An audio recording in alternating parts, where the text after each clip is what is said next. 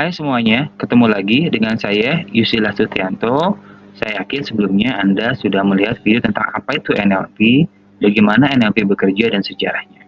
Kali ini saya akan membahas pilar NLP yang merupakan fondasi dasar untuk Anda mempelajari NLP. Pilar ini banyak dibahas dan digunakan dalam terapan-terapan ilmu NLP, misalnya komunikasi, olahraga, bisnis, marketing, atau apapun yang berhubungan dengan pemberdayaan diri dan proses komunikasi. Kali ini saya akan membahas tentang apa aja itu pilar NLP dan kembangannya, sehingga ketika nanti Anda mengembangkan strateginya, menggunakan tekniknya, Anda bisa jadi lebih mudah dan lebih efektif menggunakan NLP dalam kehidupan Anda sehari-hari maupun dalam profesionalisme Anda. Simak ya video berikut ini. Sebelumnya, ada hal yang perlu Anda ketahui tentang NLP, bahwa NLP bukan hanya tentang teknik, strategi, atau metodologi untuk mencapai tujuan tertentu, tapi NLP juga tentang pola pikir atau state of mind. Bagaimana Anda mengelola pikiran Anda sendiri ketika melakukan self-talk atau dialog internal, sehingga Anda memiliki sumber daya yang cukup untuk membuat Anda lebih percaya diri atau mengembangkan potensi Anda. Hal ini juga bisa membuat bagaimana Anda lebih efektif dalam berkomunikasi dan bekerja dalam kehidupan sehari-hari. Yang pertama dari pilar NLP adalah applying to self, atau Anda menggunakannya untuk diri Anda sendiri, sehingga hasilnya lebih optimal. Jadi sebelum Anda mengajarkan atau memberikan pemahaman ini untuk orang lain, Anda perlu menggunakannya untuk diri Anda sendiri, sehingga Anda memahami efektivitas dari proses belajar NLP yang Anda telah pelajari. Yang kedua adalah presupposition, yaitu presuposisi yang merupakan prinsip dasar dari NLP yang digunakan untuk mengembangkan dan mengaplikasikan teknik-teknik NLP. Presuposisi adalah fondasi dasar dan filter mental yang digunakan ketika kita ingin menggunakan teknik-teknik NLP. Presuposisi ini adalah keyakinan yang memberdayakan yang digunakan untuk mengembangkan cara kita memodel dan berkomunikasi dengan orang lain. Yang ketiga dari pilar NLP adalah RAPO, yaitu hubungan yang berkualitas yang dihasilkan dari rasa saling percaya dan keterhubungan. RAPO ini tercipta dari beberapa proses yang dilakukan dari seorang komunikator dan banyak digunakan dalam dunia pemberdayaan diri, seperti hipnosis, hipnoterapi, coaching, pendidikan, dan lainnya. RAPO ini merupakan keterampilan bagaimana kita memahami orang lain dalam berkomunikasi. Yang keempat adalah outcome atau tujuan akhir yang ingin dicapai. Jika Anda mempelajari NLP dalam berkomunikasi atau menggunakan strategi, Anda perlu mengetahui apa tujuan akhir yang Anda ingin dicapai. Dalam outcome ini terbagi menjadi 3 tahap. Yang pertama adalah Anda mengetahui kondisi saat ini. Yang kedua, Anda mengetahui tujuan akhirnya. Yang ketiga adalah Anda merencanakan strateginya. Dengan mengetahui pola ini atau tujuan akhir yang Anda ingin capai, Anda akan lebih mudah merancang strategi yang Anda akan gunakan dalam proses pencapaian tujuan Anda.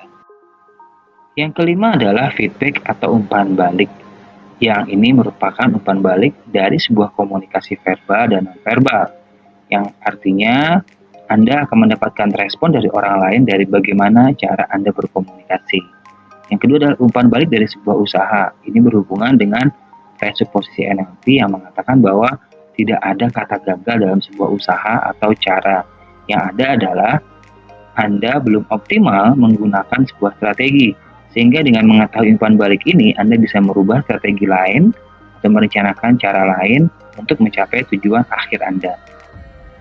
Yang keenam adalah sensory acuity atau kepekaan indrawi. Ini tentang kepekaan Anda terhadap diri sendiri, yaitu memahami nilai atau keyakinan yang ada dalam pikiran Anda. Apakah nilai dan keyakinan itu memberdayakan atau tidak?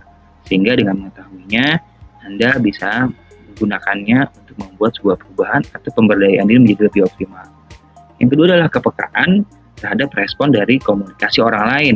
Ini berhubungan dengan presuposisi NLP, yaitu makna dari sebuah komunikasi adalah cara kita berkomunikasi.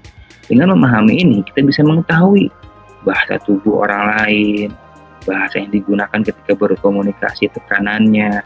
Kepekaan terhadap orang lain ini akan membuat kita menjadi seorang komunikator yang handal. Yang ketujuh adalah flexibility, yang artinya Anda perlu menggunakan cara lain ketika Anda menemukan hambatan ketika ingin mencapai tujuan. Einstein pernah mengatakan, seseorang yang ingin mencapai tujuan yang berbeda tetapi masih menggunakan cara yang lama, itu berarti sama dengan crazy. Oleh karena itu, bila satu cara tidak berhasil, gunakan cara lain. Dengan memahami konsep flexibility ini, Anda juga tidak mudah stres, karena Anda lebih terbuka terhadap ide dan kreativitas dari orang lain atau sumber daya Anda sendiri yang pernah dulu Anda gunakan ketika mencapai tujuan. Prinsip fleksibilitas ini digunakan banyak sekali pengembang NLP, sehingga strategi, teknik, dan metodologi yang mereka gunakan mempengaruhi pola pikirnya untuk mencapai tujuan tertentu. Oke, Anda baru saja mempelajari pilar-pilar. Nah, Anda baru saja mempelajari pilar-pilar NLP yang bisa Anda gunakan ketika mempelajari NLP. Hal ini juga banyak digunakan oleh para praktisi ketika menerapkan strategi, teknik, dan metodologi untuk mencapai tujuan akhir.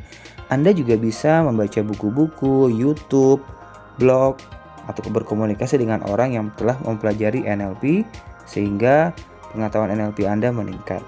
Nah, jika Anda tertarik untuk membuka workshop kreatif NLP di kota Anda, segera hubungi tim kreatif NLP, tim marketing Indonesia Hypnosis Center, dan Lembaga Olah Pikir Indonesia. Semoga bermanfaat. Salam pembelajar. Terima kasih. Wassalam. Bye.